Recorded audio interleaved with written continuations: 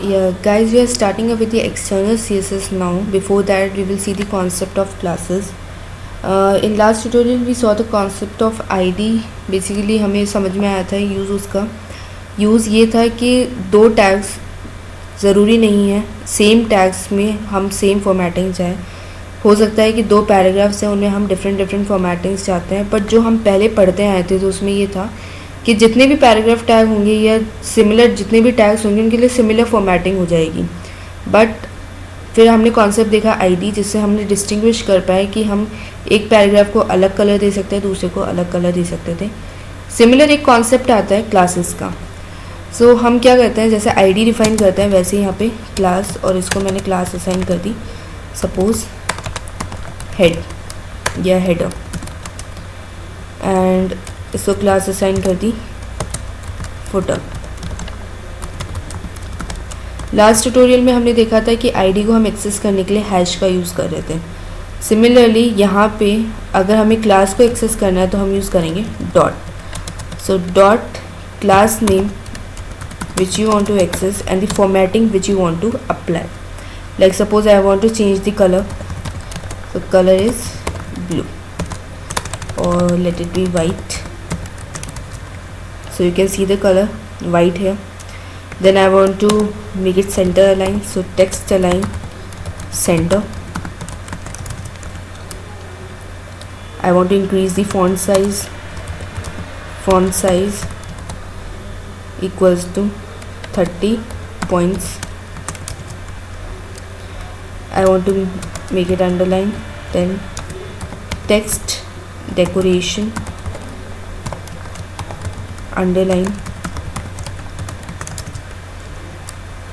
I want to give some border, so border, like I want to give dotted border.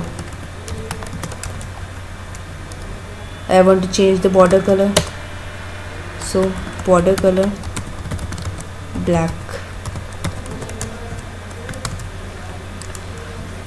I want to give some background color, so background color suppose orange.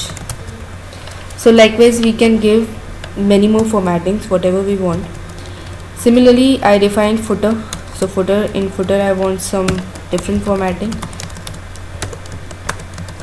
like color white and text align center. Save and execute. So दोनों का आपने ये देखा था कि tag तो H1 था, but हमने क्या करा है कि अब इनको H1 से हम रिकॉग्नाइज नहीं कर रहे हैं, अब इनको हम रिकॉग्नाइज कर रहे हैं फुटर उनकी क्लास नेम से बेसिकली. सो अब ये मैटर आउट नहीं करता है कि यहाँ पे आपने कौन सा टैग ले रखा है, कुछ भी ले रखा हो, ज़रूरी नहीं H1 हो. Suppose I have taken P tag, so it will work for P tag, but H1 की फॉन्ट बड़ा होता है, इसलिए यहाँ पे फॉन्ट क्या हो गया, थोड़ा छोटा हो गया, क्योंकि हमने नॉर्मल P टैग लगा रखा है तो ये नॉर्मल फॉन्ट लेगा. सो इस तरीके से ऐसा कुछ भी नहीं है कि अब अपन इसको इस तरीके से रिकॉग्नाइज नहीं कर रहे कि हम किस टैग में लिख रहे हैं, हम अब उसको रिकॉग्नाइज कर रहे हैं उसकी क्लासेस या उसकी आईडीज से.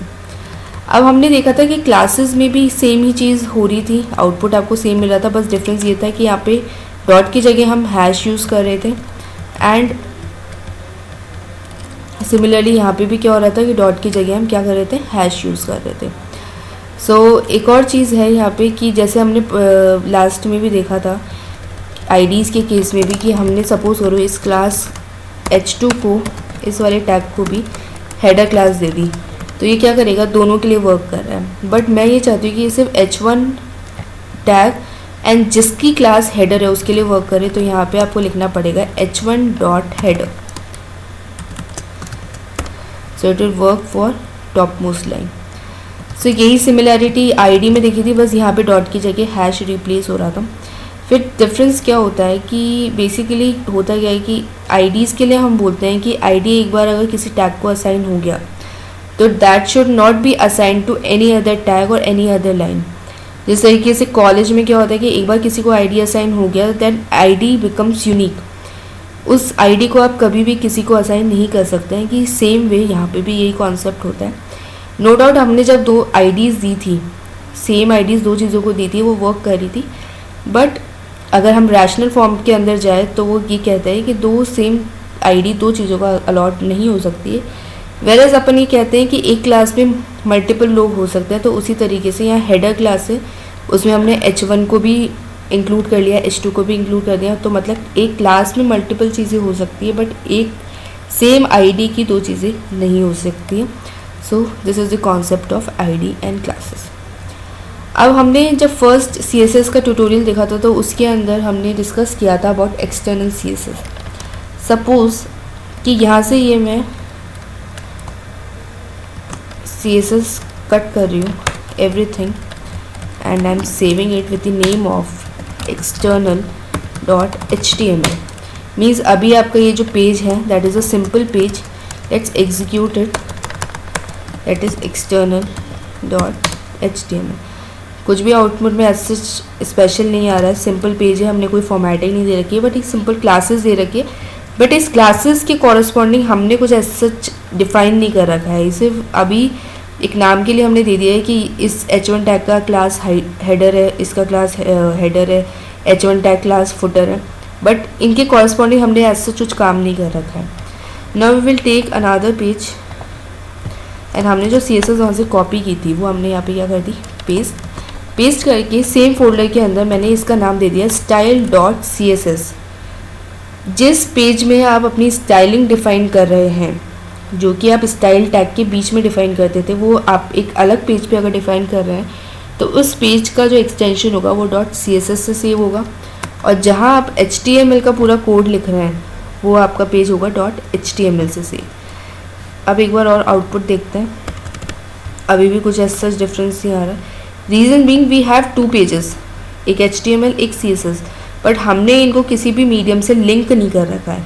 तो लिंक करने के लिए हम यहाँ लिखते हैं link REL stands for relation, कि दोनों के बीच में क्या रिलेशन है। स्टाइल शीट HREF मीन्स किस पेज को आप बता रहे हैं कि किसके साथ लिंक करना चाहते हैं। जैसे एंकर टैग में हमने HREF दिया था, हाइपर टेक्स्ट रेफरेंस, किस पेज को लिंक करना चाहते हैं। एंड किस टाइप की ये फाइल है, टेक्स्ट ऑब्लिक CSS टाइप की ये फाइल है। Save and execute this page, you will get the output. Hopefully this is clear. Now what is the advantage of using external CSS? Advantage is that कि suppose हमारे पास एक और HTML page होता और हमें उसमें भी सेम फॉर्मेटिंग करनी कि बैकग्राउंड कलर भी हमें ऑरेंज चाहिए या बैकग्राउंड इमेज हमें लाइट हाउस वाली चाहिए, H1 टैग का यूज़ किया और अगर उसकी क्लास हेडर है तो हमें यही फॉर्मेटिंग चाहिए, फुटर क्लास में हमें सिमिलर फॉर्मेटिंग चाहिए। तो सेम फॉर्मेटिंग हमें बार बार उस पेज पे डिफाइन करने की ज़रूरत नहीं है। We have already defined it on one page and we have to just link that page by using this statement. So this is the advantage of external CSS, कि हर page पे define ना करके आपने सिर्फ उसको एक ही पेज पे define कर दिया and it will be automatically called, जहाँ उसको ज़रूरत पड़ेगी वहाँ पे वो पर्टिकुलर फॉर्मेटिंग फॉलो अप हो जाएगी। I told you earlier also कि I will provide you with a tutorial of CSS in which there are several properties which you can use and you can assign some values. So this will be given in the DVD, so we'll check it out and you can apply it. Thank you so much.